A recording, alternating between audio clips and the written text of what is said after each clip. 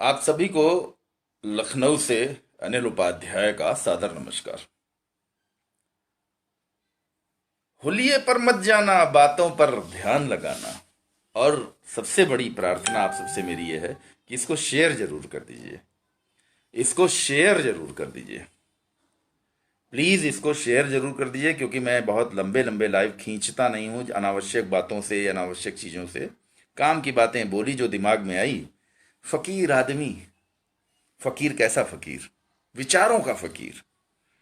बाकी आज की तारीख में कोई फकीर, कोई साधु, कोई हर आदमी भौतिक जो दुनिया है ना, वो कोलगेट का ही टूथपेस्ट करेगा और वो बढ़िया वाले ग्लिसरीन के साबुन से ही नहाएगा। हो सकता है कि वो बहुत अच्छा वाला फकीर जिसका प्रवचन आप सुनने जाते हो वो कमोड पे बैठ के आराम से 5 स्टार कमोड पे भी बैठते होंगे ना। समझिएगा मेरी बात को। अभी एक गाना सुनना था टीवी पर, आंख भर आई थोड़ी सी। गाना चल रहा था, किसी राह में किसी मोड़ पर कहीं चल न देना मुझे छोड़ कर मेरे हम सफर। बस मेरे आंसू निकलने लगे।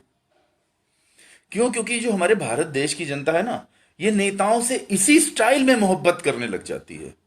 अपने जिसको आपने मान लिया, जैसे बहुत बड़ी संख्या में नरेंद्र मोदी जी के, योगी जी के, अमित शाह जी के, राहुल गांधी जी के, अखिलेश यादव जी के सबके भक्त बन गए ना, तो वो बस वही है कि यार ये नेताजी बस हमारे हो गए। उन नेताजी से आपकी मुलाकात बड़ी मुश्किल से होती है, लेकिन आपने छोड़ दिया। अगर उन नेताजी ने हमें, उस पार्टी ने छोड़ दिया हमें, तो क्या होगा? अगर आप उस पार्टी में मेहनत कर रहे हैं, पार्टी के नगर कार्यालय में, जिला कार्यालय में, क्षेत्रीय कार्यालय में, कहीं पे भी जा रहे हैं, नेताजी के नजदीक पहुंचने की कोशिश कर रहे हैं, ओवैसी साहब के नजदीक पहुंचने की कोशिश कर रहे हैं, अखिलेश यादव के, मायावती के, योगी जी के, मोदी जी के, किसी के भी नजदीक, वही कहा कि आप थोड़ा नजदीक पहुंचे।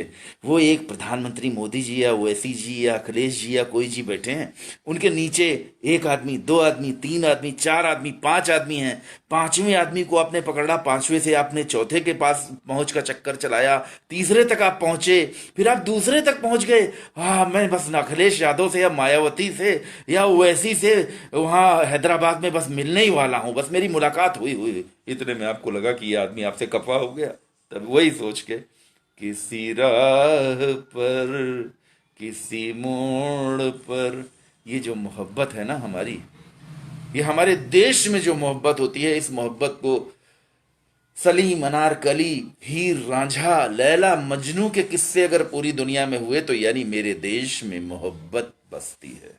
ये मोहब्बतों का देश है, यहाँ प्यार का देश है। यहाँ पर सत्ता जो है ना, कांग्रेस की चाहे जैसे भी चलती थी, जुगाड़ू संकट चलती थी, जो कुछ भी होता था, लेकिन हमारे देश का आम भारतीय खुश रहता था। अब आज आम भारतीय उलझ गया है। ये हो रहा है, एयरपोर्ट बन रहा है, मोदी ये कर रहे हैं, अम्बेडकर वो प्रतिमा लगा दी, वो पटेल की प्रतिमा लगा दी, राम मंदिर बन रहे, मतलब 24, अरे पाकिस्तान और भारत में युद्ध हो रहा है। अपना घर बार भूल गए, सब किचन भूल गए, सब कुछ भूल गए। दुनिया जहां पहले हम लोग घर से निकले, कहीं पुलियो बैठे, सिगरेट सुलगाई या बातें कर रहे हैं, और यार क्या हो रहा है, कैसे हो, क्या तमाम सारी बातें होती थी। अब क्या है, कोई मोदी का हो गया, कोई राहुल का हो गया, कोई किसी का हो गया। यार क्या यार हो गया है इस देश में? क्या हो गया? सोचो जरा अपने दिमाग से। तुम्हारे दोस्त तुम्हारे लिए बचे हैं, या किसी राजनीतिक दल, धर्म, जाति में बंट के तुमने अपने दोस्तों तक को बांट दिया? इससे बड़ा घटियापन हमारे देश में कभी नहीं हुआ, कभी नहीं हुआ। यह सबसे बड़ा घटियापन हमारे देश में हुआ है। और दोस्तों, अखिलेश यादव की क्या बात मुझे अच्छी लगी, मैं आज आपको बता रहा हूं आप सबको। अखिलेश यादव की जोड़ी, अखिलेश यादव और डिंपल, डिंपल यादव और अखिलेश यादव की जोड़ी शानदार है, सबसे शानदार है। और अखिलेश की सफलता में सबसे बड़ा योगदान डिंपल यादव का 100% है। 100% है। कैसे? देखिए, मैंने समय बता रहा हूं, 2003, जब सन 2003 जब अखिलेश यादव ताजे ताजे राजनीति में एंट्री लिए थे, संसद सदस्य शायद बने थे, नहीं बने थे, या राज्यसभा सदस्य बनाए गए थे, और गजेंद्र सिंह उनके पीए होते थे। और समाजवादी पार्टी का जो विक्रमादित्य ऑफिस है, उस पे सबसे पीछे की तरफ जो कमरा बना हुआ है, वो अखिलेश यादव का एक कमरा होता था, और मुलायम सिंह यादव उस समय राष्ट्रीय अध्यक्ष, मुख्यमंत्री, पूरा जलवा होता था। सन 2003 की बात कर रहा हूं।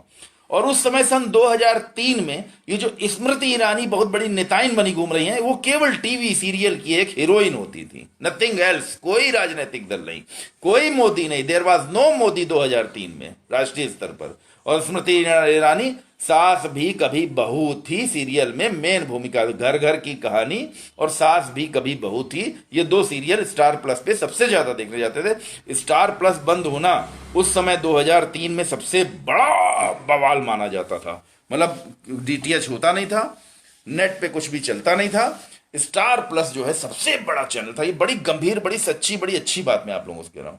उस समय मैंने 6 दिन का सफल आमरण अनशन किया था, और जब मैंने सफल आमरण अनशन किया तब उस समय मेरा आमरण अनशन मुलायम सिंह यादव के परिवार की महिलाओं, खास करके डिंपल यादव की वजह से ही टूटा था। क्योंकि सभी महिलाओं ने जो है मुलायम सिंह यादव ससुर जी पर प्रेशर डाला कि भाई हमारा सीरियल छूटा जा रहा है, सास भी कभी बहू है, घर घर की कहानी है, तब हमारे सीरियल सोनी पे आते थे, स्टार प्लस पे आते थे, हमारे सीरियल टूटे जा रहे। तो छठे दिन मुलायम सिंह यादव ने मुझको बुलाया और मनोरंजन करके मेरी मांग स्वीकार कर ली। बचित्तर सिंह सचिव ने हमको अगले दिन तो चिट्ठी दे दी, इंटरटेनमेंट टैक्स फिक्स हो गया यूपी में। तो ये तो 2003 की घटना थी। लेकिन मित्रों, इसके तीन तीन के 7-8 साल बाद, करीबन मैं आपको बता रहा हूं 2000, ये बात है 2011-12, जब अखिलेश यादव मुख्यमंत्री बने हैं, 2012 के बाद की बात है। हम नियो स्पोर्ट्स चैनल 9 डिजिटल के हम पार्टनर होते थे। रामकुमार प्लाजा हजरतगंज लखनऊ में चैनल 9 डिजिटल का कंट्रोल रूम होता था। हजरतगंज में जो राजा रामकुमार प्लाजा एक कॉम्प्लेक्स बना है, उसके ऊपर की फ्लोर पर IBN 7 का ऑफिस एक साइड में होता था, एक साइड में चैनल 9 का हमारा ऑफिस होता था, हम पार्टनर होते थे। नियो स्पोर्ट्स ने हमारे ऊपर एक मुकदमा ठोका, TD सेट की अदालत में हम जाते थे दिल्ली अक्सर। एक बार मैं फ्लाइट से दिल्ली जा रहा था, लखनऊ से मैं रवाना हुआ, फ्लाइट में बैठा, पता चला हम थे, हमारे साथ बल्ले शर्मा, कृष्ण बिहारी शर्मा उर्फ बल्ले एडवोकेट, लखनऊ सेंट्रल बार में बैठते हैं, लखनऊ में बहुखंडी अदालत में बैठते हैं, और लगभग वकीलों की जमात, लगभग 70-80% वकील उनको जानते हैं। कृष्ण बिहारी शर्मा बल्ले एडवोकेट मेरे साथ थे, हम और बल्ले पीछे बैठे थे सीट पे। तो बल्ले, वो हम लोग जा रहे थे, ये हो गया अरे डिंपल यादव भी जा रही हैं आगे, पता चला डिंपल यादव भी उसी फ्लाइट से जा रही थी। अब दिल्ली एयरपोर्ट पे हम और बल्ले जब नीचे उतरे तो डिंपल यादव और हम आगे पीछे उतरे। डिंपल यादव मुझसे पीछे से आ रही थी। पता नहीं क्या मेरा मन किया, मैं वहीं बल्ले के साथ, नाम लेके गवाही समेत बता रहा हूं, और नाम भी ले रहा हूं डिंपल यादव का, अखिलेश यादव की पत्नी का, एक एडवोकेट को गवाह में बता रहा हूं, साथ में और भी स्टाफ के लोग रहे होंगे उनके। तो मैं जरा सा रुका, और रुक के मैंने डिंपल यादव को देखा, मैंने नमस्कार प्रणाम किया हाथ जोड़कर। मैंने कहा कि मैं अनिल उपाध्याय, वो जो आमरण अनशन।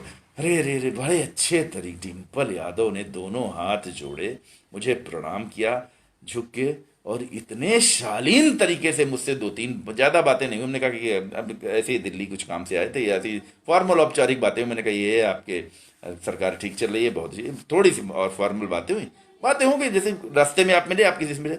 उसके बाद चलते समय जब डिंपल यादव ने मेरे चरण स्पर्श किए ना, लगा कि जैसे कोई सगी अपनी बहू, अपने परिवार की अपनी बिटिया है।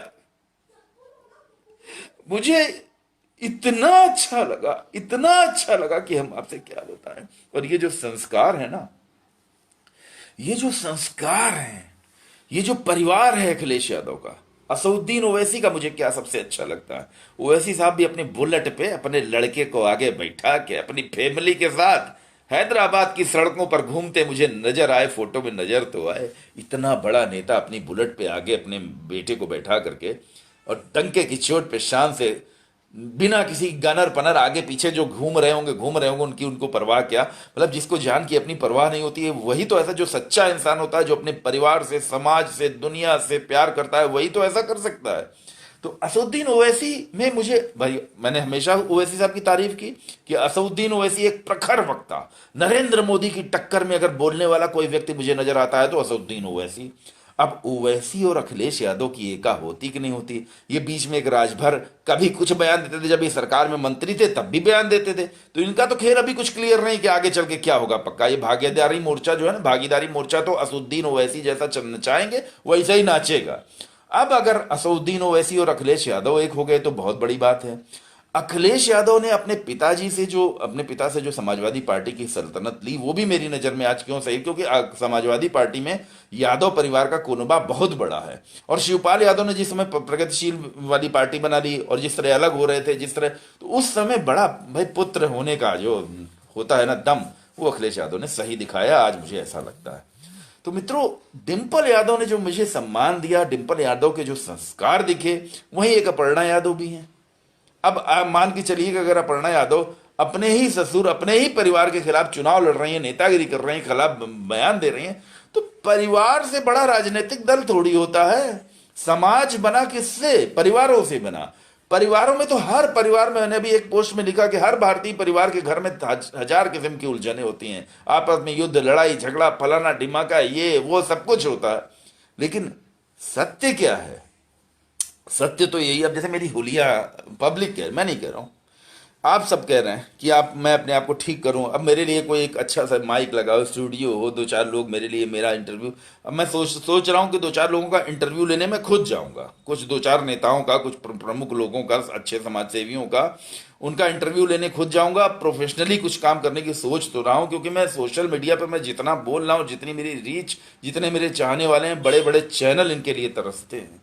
बड़े बड़े उद्योगपति, बड़े बड़े चैनल जो लाखों करोड़ों अरबों रुपया लगा रहे हैं, उनके पास भी इतनी बड़ी रीच नहीं हो पाती है जो सम्मान इज्जत आपने मुझे दी। अखिलेश यादव में मुझे क्या अच्छा लगा, मैंने आज आपको बताया कि अखिलेश यादव का परिवार, उनकी बेटियां, उनके बच्चे, नेता हो तो ऐसा हो जो अपने पूरे परिवार, अब समझिएगा, जैसे एक टोंटी चोर वाली बात कही जाती है। अब यहाँ पे हम दिमाग को क्रिस्टल क्लियर करके बात कर रहे हैं। हमारे पास प्रॉपर्टी गई है, 5-6 मकान हमने लखनऊ शहर में अपने बनाए, लेकिन मान लीजिए अगर मैं अपना कोई मकान छोड़ के कहीं दूसरे मकान में जा रहा हूँ या गिरा रहा हूँ उसे, तो होता है एक्सेसरीज से प्रेम हो जाता है। आप अपने बाथरूम में लगे नल से प्यार करने लगते हैं, क्योंकि नहाते समय आदमी एकदम अकेला होता है। जिस समय बाथरूम में होता है ना, एकदम अकेला, सबसे अकेला कहाँ पे होता है? सारे कपड़े उतारे, बाल्टी में पानी भरा, या शावर चल रहा है, या ये अच्छे से अच्छा बाथरूम बनाए, खूब बढ़िया। तो बच्चों का शौक है। अखिलेश जी के अपने बच्चे हैं, बच्चों ने कहा होगा कि ये चीज अच्छी है पापा, ये हम वहां से मंगाई थी हमने, ये स्पेशली है, ये अच्छी है। पिता ने बच्चों की बात रखी, और बच्चों की बात रख के मान लीजिए अगर वहां से कह दिया कि ये हमारे जो नया वाला मकान बन रहा है उसमें ये सारा सामान लगवा देना, तो यार शर्म उनको आनी चाहिए जो करोड़ रुपए की तुलना 2-4-10 रुपए से करते हैं। सरकारी संपत्तियों का नाश करने वाले, जो जरा सी बात पे बस ट्रेन सब तोड़ने लग जाते हैं, जहां भी सरकार का सामान है वो सब अपना वो करने लगते हैं, वो लोग अखिलेश यादव पर टोंटी के लिए आरोप लगाते हैं, जबकि आरोप मुझको बिल्कुल नहीं समझ में आया। इसके अलावा अखिलेश यादव पर कोई आरोप है ही नहीं। निर्विवाद आज उत्तर प्रदेश में मुख्यमंत्री के तौर पर अगर एक निर्विवाद चेहरा आ रहा है तो वो योगी जी का आ तो रहा है, अखिलेश यादव का भी आ रहा है, लेकिन योगी जी पर पुराने मुकदमे वापस लिए। अब अमिताभ ठाकुर ने, की पत्नी नूतन ठाकुर ने एक सवाल किया ना कि मुकदमे वापस कराने के लिए वो गया तो सूचना आयुक्त तो बम किए जा रहे हैं। मतलब डरी सरकार ना हो गई कि जैसे किसी को एक राजतंत्र मिल गया, दंड मिल गया। पुराने समय में चाणक्य नीति जब चलती थी ना, तो एक दंड होता था, राजदंड। राजदंड क्या होता है ये अनिल उपाध्याय पूरी पूरी सरकार को समझा सकते हैं, क्योंकि यहां पर कलेजा हथेली पर रहता है। हम जान हथेली पर रख के देश के सबसे बड़े नेता से भी आंखों में आंखें डाल के टकरा सकते हैं, क्योंकि सत्य है यहां, ओनली ट्रूथ, नथिंग एल्स। परिवार है तभी समाज है, समाज है तभी ये राजनीतिक दल है, और इन राजनीतिक दलों के बहाने कुछ भ्रष्ट नेता जो समाज का मालिक राजा बनना चाहते हैं, ये नहीं होने देंगे हम भारतीय, हम आपस के नागरिक गण, हम नागरिकों के पास बहुत बड़ी शक्ति है। आप सोचिए जरा कि सोशल मीडिया पर आप किसको प्रमोट और क्यों कर रहे हैं?